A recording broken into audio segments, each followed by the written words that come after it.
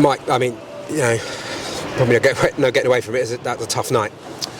The scoreline is a difficult one to take. Obviously wanting to come here and build and add to our points tally, which is disappointing. But other than that, I'm proud of the boys. I thought it was a difficult pitch to play. I thought we controlled it. I thought the goal was against the run of play. That's the nature of it. We've got to be humble in defeat, and we've got to make sure that we watch it back, and that improves us. But the character that I saw out there, the willingness to their heads didn't drop. They wanted to move the ball. We made a few more longer passes than I would have probably preferred, but that was just the nature of them wanting to change the game, wanting the players in the team that want to take the game by the scruff of the neck and really change it. But yeah, it was a bit of a crazy football game where it seemed as though they had an invisible kind of wall in front of their goal, especially in the second half. We had a few chances, and every attack they had, it seemed to go in. So yeah, hugely disappointed with the scoreline, but the performance, the boys, the grit, the spirit, I'm really happy with.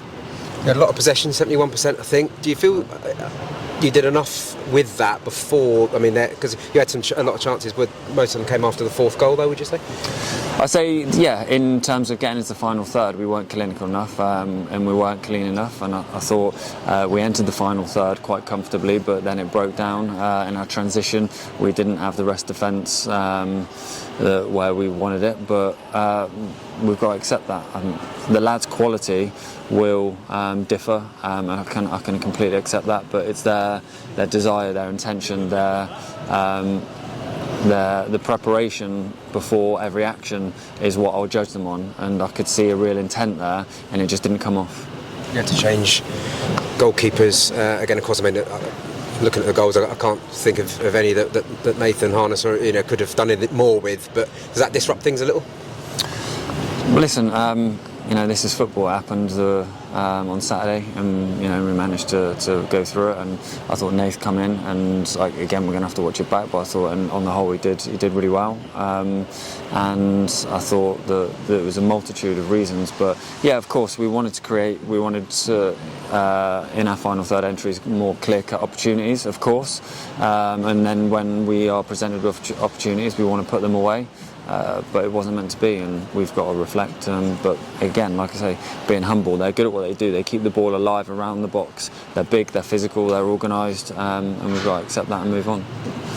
Is it just a question of simply they were more clinical tonight?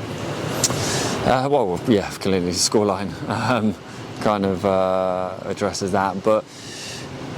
I would say there's a few decisions in the game that I want to reflect back on and analyse a bit more. But again, when you come and you're up against it like tonight, I'm looking at character. I'm looking at lads on the pitch. I'm seeing their reactions, and I didn't see anything that disappointed me. So for me, that's pleasing. There's so much to work with and moving forward. Of course, we've got to improve in many different areas, but there's the boys are there and they're willing to do that. On the goalkeeper front, then, how is Philip? And obviously we hear Michael Kelly's out for personal reasons. Yes, Phil obviously picked up a knock. It was touch and go. He was going to come off at half time. It stiffened up, so he will be assessed moving forward. Hopefully it will be sooner rather than later.